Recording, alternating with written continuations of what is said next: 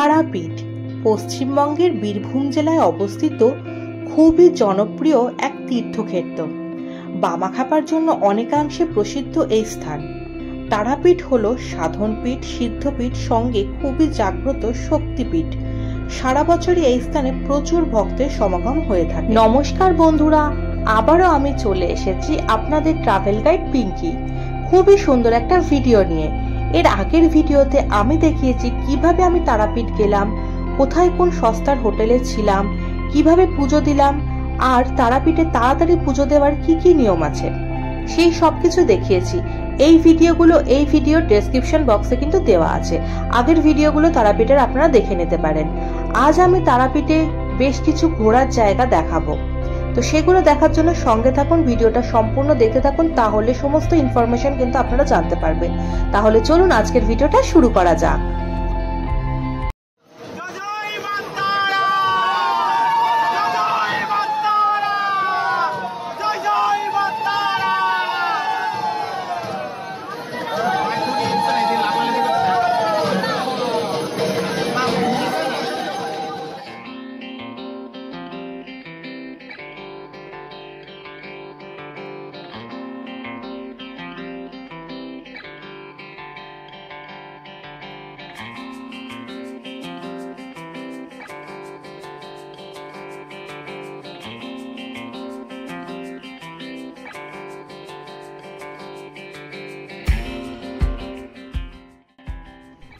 শুরু হয়ে গেল আজকে তারাপীঠের সাইট সিনের ভিডিও।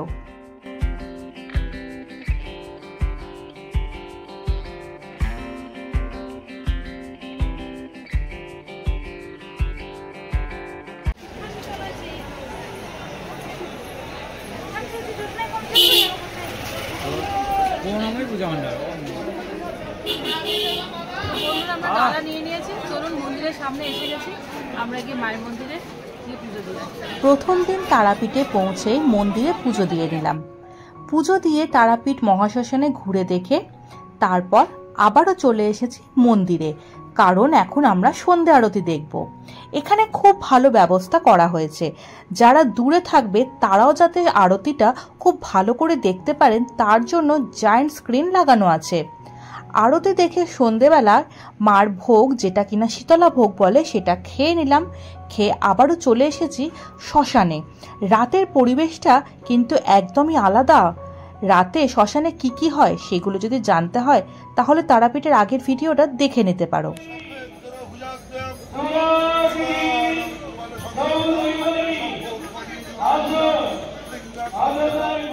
তারাপীঠ মন্দিরে সন্ধ্যা আরতি দিয়ে চলে এসেছি ভারত সেবাশ্রম দেখতে। তারাপীঠ মন্দির থেকে পায়ে হেঁটে মাত্র 5 মিনিট, মুন্ডমালিনী রোডের উপরেই ভারত সেবাশ্রম। সকাল সন্ধে এখানে পূজা হয়, আরতি হয়। এছাড়া চাইলে আপনারা ভারত সেবাশ্রমের রুমগুলোতেও কিন্তু থাকতে পারেন। এখানে থাকতে গেলে খুবই কম ভাড়ায় রুম পাওয়া যায়। আর এখানকার রুমে থাকতে গেলে এমন না যে এখানকার সদস্য হতে হবে, যে কেউ কিন্তু এখানে থাকতে পারে। তবে সব প্রতিষ্ঠানের মতো এদেরও কিছু নিয়ম আছে। একটা নির্দিষ্ট টাইমের পর কিন্তু এখানে গেটগুলি বন্ধ হয়ে যায়। এছাড়া ভিতরে কোনো আমিষ খাবার আর মদ্যপান করা চলবে না। ভারত সেবাশ্রমের স্ক্রিনের উপর কিছু নাম্বার দিয়ে দিলাম, আপনারা চাইলে এই নাম্বারগুলোতে যোগাযোগ করে কিন্তু রুমগুলো বুকিং করতে পারেন। আর এদের রুমগুলো কিন্তু অনলাইনে বুকিং করা হয় না। ভারত সেবাশ্রমের এই মন্দিরের নিচে একটি সংগ্রহশালাও আছে, ঘুরতে আসলে কিন্তু এই জায়গাটাও ঘুরে দেখা যেতে পারে। তারাপীঠের লোকাল সাইট সিনের মধ্যে এটাও কিন্তু একটা স্পট।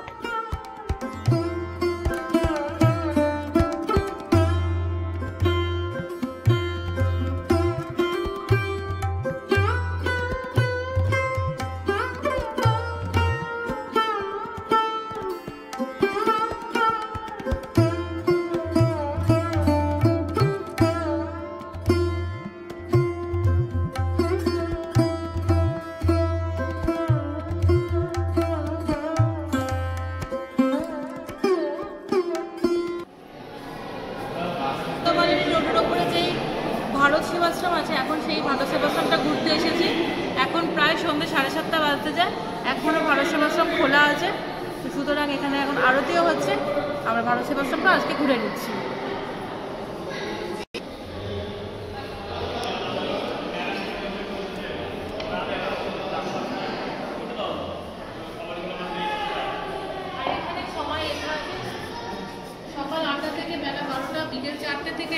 9টা অবধি মন্দির দর্শনের সময়।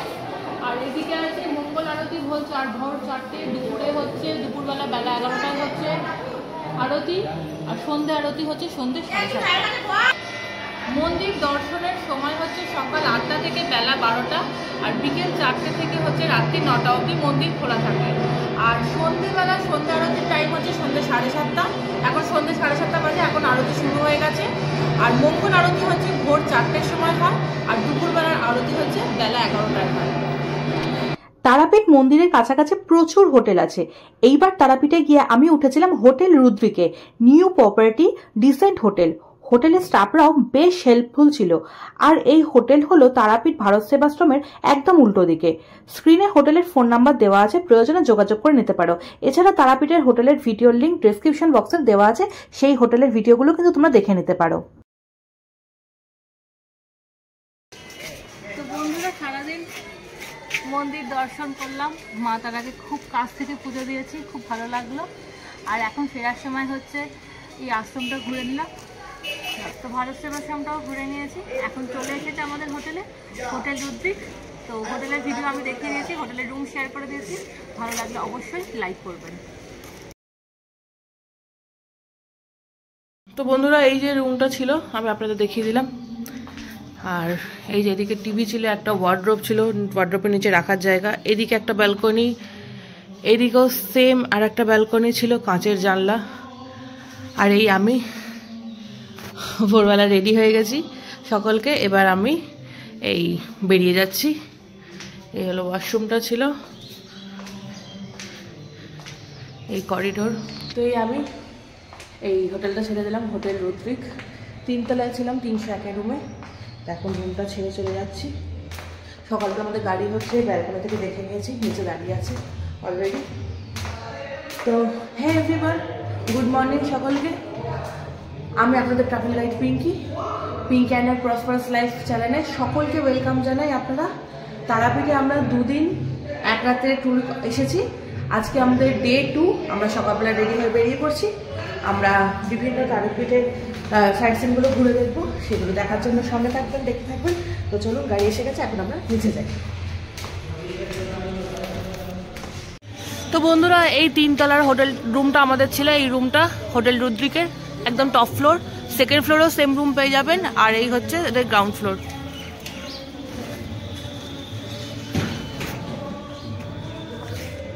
আজকে ডে 2, আমরা বেরিয়ে পড়ছি একদম রেডি হয়ে। সকালবেলা আমাদের গাড়ি চলে এসেছে, হোটেল রুদ্রিক হচ্ছে চেক আউট করে দিলাম, এখন ভোর 7টা বাজে। তো আজকে আমরা তারাপীঠে যাবো হচ্ছে নলহাটি, বক্রেশ্বর, আরও বিভিন্ন জায়গা। তো সঙ্গে থাকুন, দেখতে থাকুন। আর ড্রাইভারেরও ফোন নাম্বার হচ্ছে দিয়ে দেবো। তো আপনারা যদি আসেন ঘুরতে, অবশ্যই এই ড্রাইভার দাদার সাথে কথা বলে হচ্ছে যোগাযোগ করে নিতে পারেন। এই যে আমাদের গাড়ি এসে গেছে।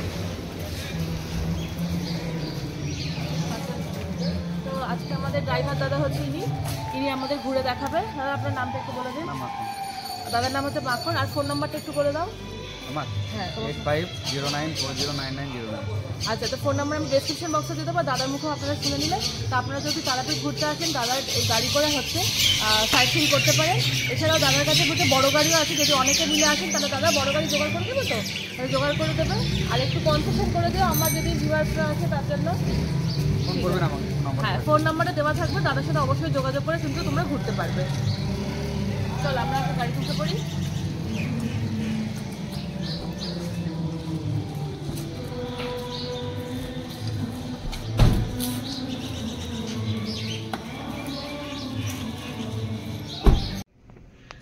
তো বন্ধুরা, গাড়িটা দেখতে পাচ্ছেন, ছোট গাড়ি হলো কিন্তু ভালোই লেগ স্পেস আছে, বসতে কোনো অসুবিধা হচ্ছে না।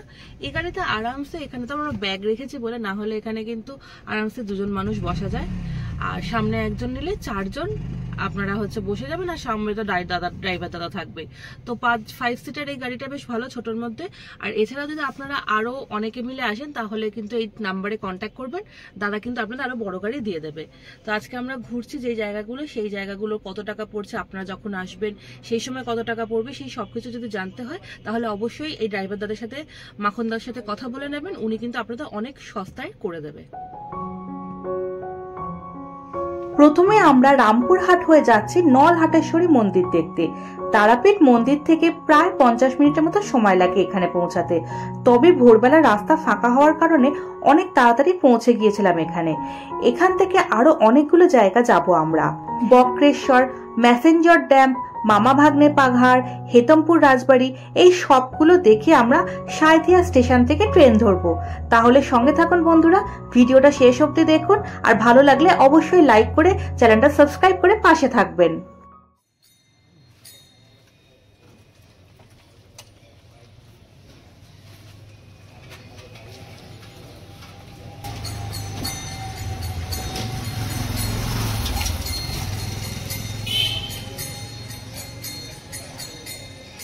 বীরভূম জেলার অন্যতম সতীপীঠ হল নলহাটেশ্বরী মন্দির। মা এখানে ত্রিনয়নী, কালিকা রূপে পূজিতা। পুরাণ মতে এখানে সতীর কণ্ঠনালী পড়েছিল। সেই কাহিনী অনুসারে মন্দিরে মা নলহাটেশ্বরী অধিষ্ঠান। মায়ের নাম অনুসারে জায়গার নাম নলহাটি। এই মন্দির 51তম সতীপীঠের অন্যতম সতীপীঠ। নিত্য পূজার পাশাপাশি মহা সমারোহে হয় এখানে দুর্গা, কালী ও সরস্বতী পূজার সময়ও। তাছাড়া পালা পার্বণ ও তীর্থযাত্রীরা এই মন্দিরে এসে থাকেন। এই পীঠে যে দেবী কালিকার অবস্থান তাকে নলহাটেশ্বরী বলা হয়ে থাকে। একটা সামান্য উঁচু টিলার উপর অবস্থিত এই মন্দিরের প্রবেশপথের মাথায় রয়েছে গণেশের মূর্তি এবং দুধারে লক্ষ্মী ও সরস্বতীর মূর্তি। পৌরাণিক ব্যাখ্যা অনুসারে প্রত্যেক সতীপীঠেই একজন করে পীঠ রক্ষক বা ভৈরব থাকতে হয়। এই মন্দিরও তার ব্যতিক্রম হয়নি।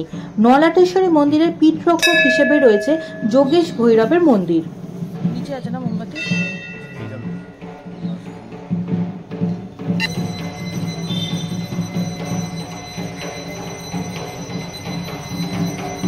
সকালবেলা একদম নলহাটেশ্বরী মন্দিরে আমাদের পুজো দেওয়া হয়ে গেছে। একদম মাকে সামনে থেকে ছুঁয়ে পুজো দিয়েছি। আমার খুব ভালো লাগলো সকাল সকাল। আজকে তারাপীঠে আমরা দর্শন করছি, বিভিন্ন মন্দির স্থান সেগুলো আপনাদের ঘুরে দেখাচ্ছি। সকালবেলা মন্দিরে পুজো দিয়ে দিয়েছি। এইবার আমরা হচ্ছে এখানে আরতি করে চলে যাব।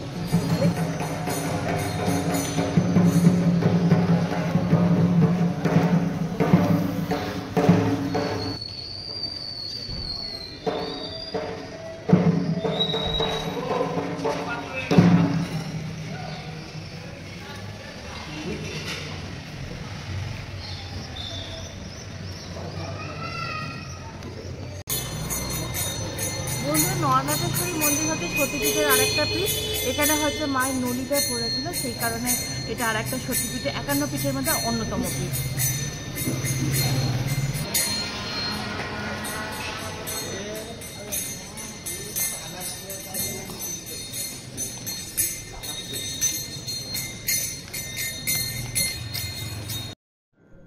মন্দিরে পুজো দিয়ে বেরিয়ে পড়লাম আজকের আমাদের পরের গন্তব্যের দিকে।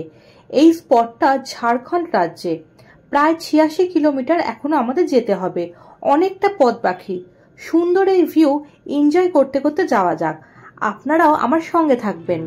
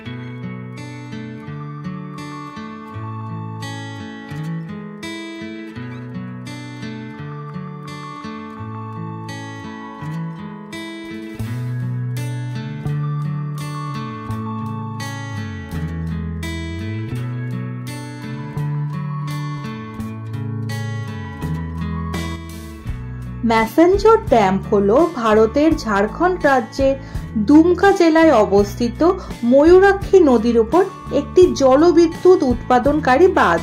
ম্যাসেঞ্জর ড্যাম কিন্তু কানাডা ড্যাম নামেও পরিচিত। 1955 সালে এই ড্যামটি আনুষ্ঠানিকভাবে কানাডার পররাষ্ট্রমন্ত্রী লেস্টার বি পিয়ারসন দ্বারা উদ্বোধন করা হয়েছিল। আমরা চলে এসেছি ম্যাসেঞ্জর ড্যাম দেখতে। এখান থেকে নিচে বোটিং করার ব্যবস্থা আছে। ম্যাসেঞ্জরটা একটা বিশাল বড়। আমরা গেট থেকে ঢুকে একদম শেষ মাথাতে আপনারা হেঁটে হেঁটে চলে যেতে পারেন। ওইখান থেকে দেখতে খুব ভালো লাগবে। আর ওই পারে কিছুদিনের উপরে দোকানপাট আছে, ওদিক থেকে ঘুরে চলে আসতে পারেন। আর এই সামনে একটা পাহাড় আছে, এইখান থেকে এই পাহাড়টার উপরে উঠে গেলে ওপর থেকে ভিউটা খুবই সুন্দর লাগবে। আর এখানে যাওয়া এন্ট্রি ফি 5 টাকা, কিন্তু ড্যাম দেখতে আসলে কোনো এন্ট্রি ফি নেই, জাস্ট পাহাড়টা দেখতে গেলে 5 টাকা করে। আর এখানে জাস্ট জলটা দেখুন পুরো। বন্ধুরা, ম্যাসেঞ্জর ড্যাম্পে আসলে আপনারা এরকম ঘুরে দেখবে।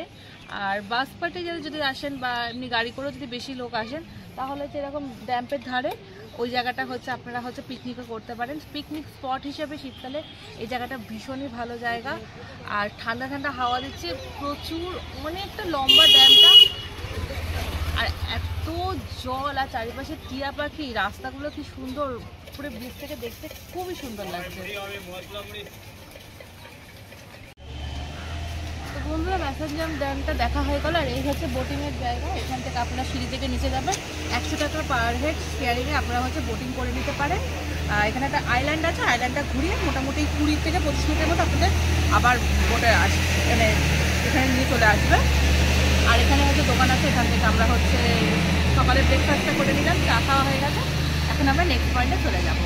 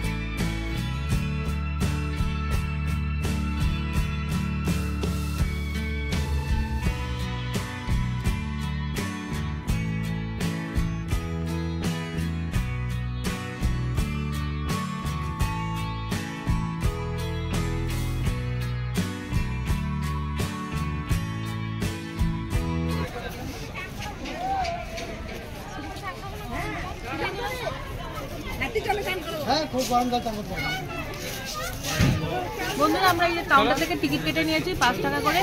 টিকিট কেটে এখন বক্রেশ্বরে আমরা ভেতরে ঢুকবো। ভেতরে উষ্ণ প্রস্রবণ যেটা আছে সেটা দেখে, মন্দিরটা দেখে আমরা বেরিয়ে আসবো। চলুন ভেতরে যাওয়া যাক।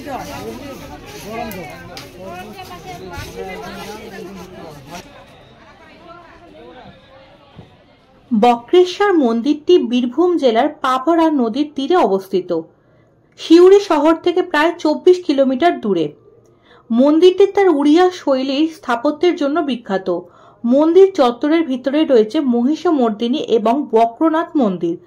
প্রতিটি মন্দিরেই প্রাচীন চিত্রকর্মের প্রভাব রয়েছে, যা ভারতীয় প্রত্নতাত্ত্বিক জরিপ দ্বারা ভালোভাবে সংরক্ষিত করা হয়েছে। চলে এসেছি। এখানে স্নান করার ঘাট আছে, পুরুষ এবং মহিলাদের আলাদা আলাদা দুটি ঘাট আছে। সেখানে আপনারা স্নান করতে পারেন। সঙ্গে জামা কাপড় আনলে দুটো ঘাটে পুরুষ এবং মহিলা আলাদা আলাদা আছে, সেখানে আপনারা স্নান করে তারপরে মন্দিরে পুজো দিতে পারবেন। এই অঞ্চলটি তার প্রাকৃতিক সৌন্দর্যের জন্য বিশেষভাবে পরিচিত। এই অঞ্চলের চারপাশে 7টি উষ্ণ প্রস্রবণ রয়েছে: অগ্নিকুণ্ড, ব্রহ্মাকুণ্ড, সূর্যকুণ্ড, সৌভাগ্যকুণ্ড, অমৃতকুণ্ড, ক্ষীরকুণ্ড ও জীবিত কুণ্ড এবং বৈরব কুণ্ড। প্রতিটি কুণ্ডই শিবলিঙ্গের সঙ্গে যুক্ত। এখানে আসলে অবশ্যই এই উষ্ণ প্রসবনগুলি দেখতে মিস করবেন না। বৈচিত্র্যময় তাপমাত্রায় 4টি উষ্ণ প্রসবন রয়েছে এবং সবচেয়ে উষ্ণতমকে অগ্নিকুণ্ড বলা হয়, যার তাপমাত্রা 93.33 সি। প্রকৃতপক্ষে এই উষ্ণ প্রসবনগুলি নিরাময় বৈশিষ্ট্য রয়েছে।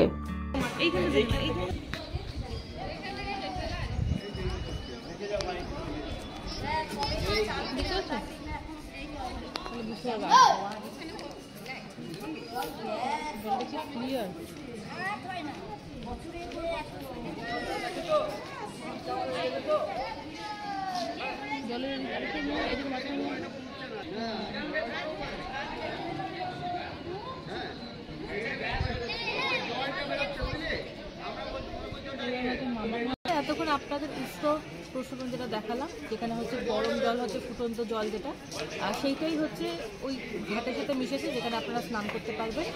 তো এই জায়গাটা দেখিয়ে দিলাম বক্রেশ্বর। এবার হচ্ছে মন্দিরে গিয়ে আমরা দর্শন করে নেব।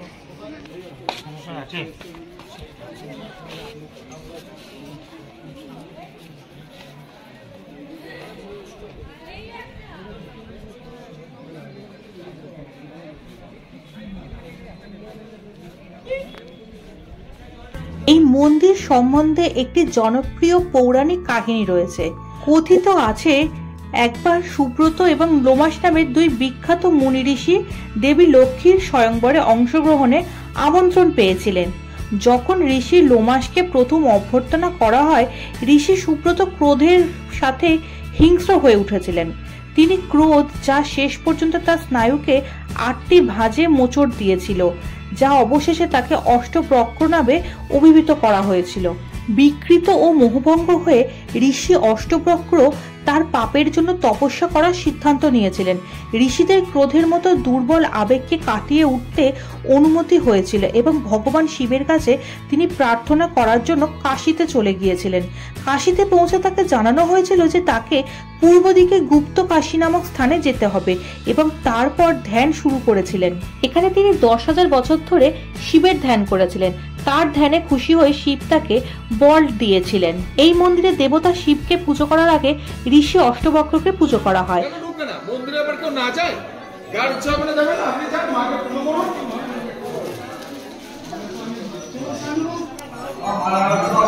ভোগের জন্য এখানে পায়েসের পরমান্নের ভোগ হয়, যে যেমন পারে দেয়, বুঝলেন? বাবার কাছে দিয়ে প্রণাম করুন। সতীপীঠ দেখবেন দেবঘরে যেমন আপনার আনন্দ ভৈরব, কাশীতে যেমন কাল ভৈরব। প্রাণ মহাযোগী মহেশ্বর সর্ব পাপ হরং দেব বক্রেশ্বর শিবা। বাবাকে করুন যদি পারেন ভোগের জন্য।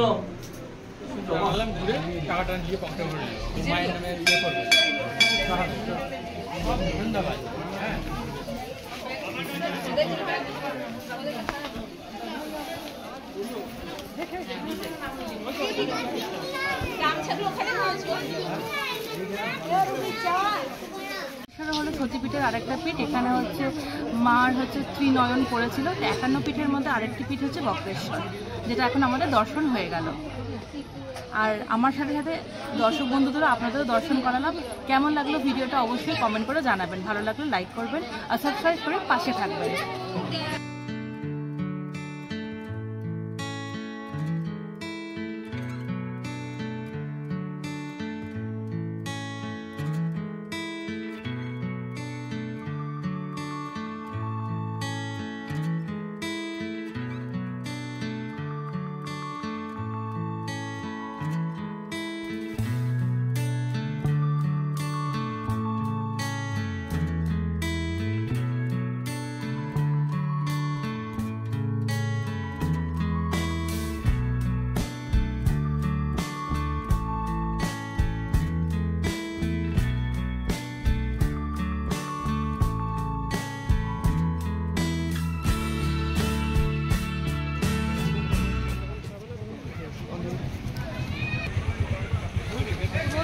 চলে এসেছি আমরা মামা ভাগ্নে পাহাড় দেখতে।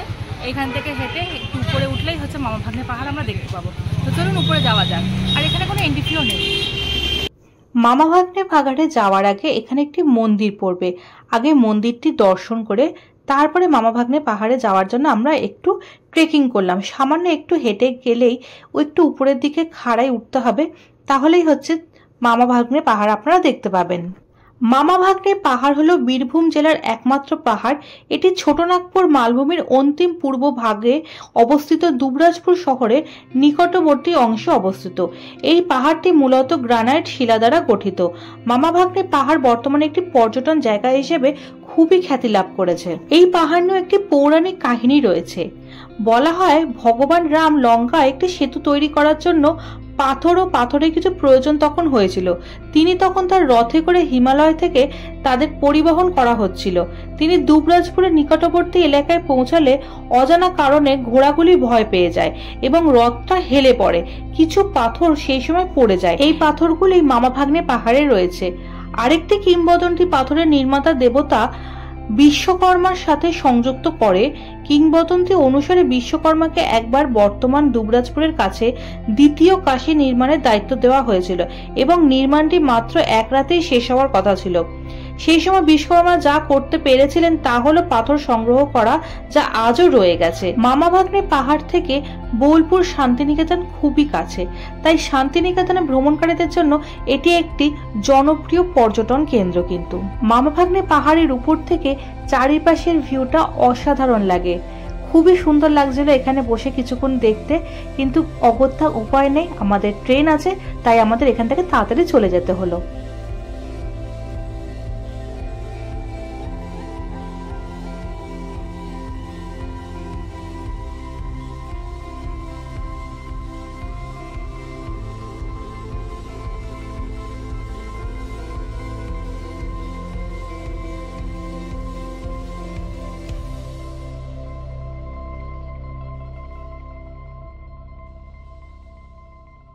মামা ভাগ্নে পাহাড় দেখে ছুটে চলল আমাদের গাড়ি। পরের গন্তব্য হলো হেতমপুর রাজবাড়ি। অনেক বেলা হয়ে গেছে, সূর্যিমামা তার প্রখর তেজে জানান দিচ্ছে। হেতমপুর হলো পশ্চিমবঙ্গের বীরভূম জেলার সিউড়ি মহকুমার অন্তর্গত একটি সুবৃহৎ গ্রাম। এটি দুবরাজপুরের নিকট অবস্থিত। এখানকার রাজবাড়িটি 999টি দরজা থাকার কারণে এটি হেতমপুর হাজারদুয়ারি নামেও খ্যাত। রাজবাড়ির ঠাটবাটও নেই, রাজ্যপাটও নেই, জীর্ণ রাজবাড়ি, তবু এখনো ইতিহাস কথা বলে রাজবাড়ির ছাদ, খিলান ও কড়িবরগায়। হেতমপুরের ইতিহাস জড়িয়ে আছে হেতম খানের সাথে, যিনি রাঘব রায়কে পরাজিত করেছিলেন। প্রাসাদটির নাম ছিল রঞ্জন প্রাসাদ। এটি ছিল চক্রবর্তী পরিবারের এবং রাজা রামরঞ্জন চক্রবর্তীর এটি নির্মাণ করেছিলেন। এখন সেই প্রাসাদের লিভিং কোয়ার্টারগুলিতে পরিবারের সদস্যদের জন্য উপলব্ধ, যারা এখানে মাঝে মাঝে এসে থাকেন। রাজবাড়ির প্রাসাদটি এখন একটি ডিএভি স্কুল ও একটি বিএড স্কুলে রূপান্তরিত হয়েছে। তো বন্ধুরা, এই হচ্ছে হেতমপুর রাজবাড়ি। এটা এখন স্কুল হয়ে গেছে, এই যে দেখতেই পাচ্ছেন। এই হলো হেতমপুর রাজবাড়ি।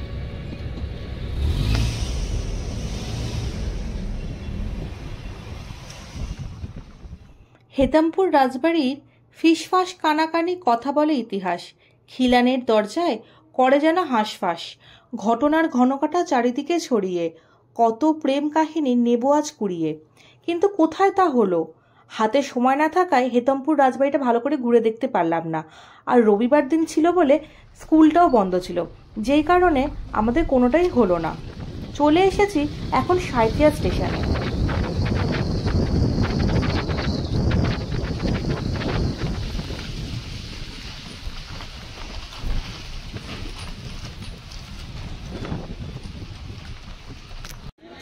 তো বন্ধুরা, ঘোরাঘুরি করে আমরা চলে এসেছি সাঁইথিয়া জংশনে। এখান থেকে আমরা মা তারা ট্রেনটা ধরবো, মা তারা এক্সপ্রেস আসবে এখনই। এখন বাজে হচ্ছে 2:33, 2:36 আসবে। তো আমরা এখন এই ট্রেনটা ধরে শিয়ালদায় যাব। তো বন্ধুরা, তোমরা চাইলে তারাপীঠে আমার আগের ভিডিওগুলো দেখে নিতে পারো, যেখানে আমি সমস্ত ট্রেনের ইনফরমেশান দিয়েছি। এছাড়া হোটেলেরও সমস্ত ফোন নাম্বারগুলো দেওয়া আছে, আর কোথায় কোথায় ঘুরবে, কত টাকা তারাপীঠে ঘুরতে খরচ হলো, সব কিছু দেওয়া আছে। আজকের এই ভিডিওর মাধ্যমে তারাপীঠের আমাদের ফুল জার্নিটা শেষ হলো। এরপর আমরা ট্রেনে করে কলকাতায় পৌঁছে যাই। আর যে কোনো কিছুর জন্য তোমরা আমাকে কমেন্ট করতে পারো। আশা করি আজকের এই ভিডিওটা তোমাদের ভালো লেগেছে। যদি ভালো লেগে থাকে তাহলে অবশ্যই ভিডিওটাতে লাইক করে দিও, কমেন্ট করতে ভুলো না। আর নতুন বন্ধুরা প্লিজ চ্যানেলটা সাবস্ক্রাইব করে পাশে থেকো। দেখা হচ্ছে বন্ধুরা খুব তাড়াতাড়ি আরও একটা সুন্দর ইনফরমেটিভ ভিডিওর সাথে। আজকের মতো সকলকে বিদায় জানাই। টাটা।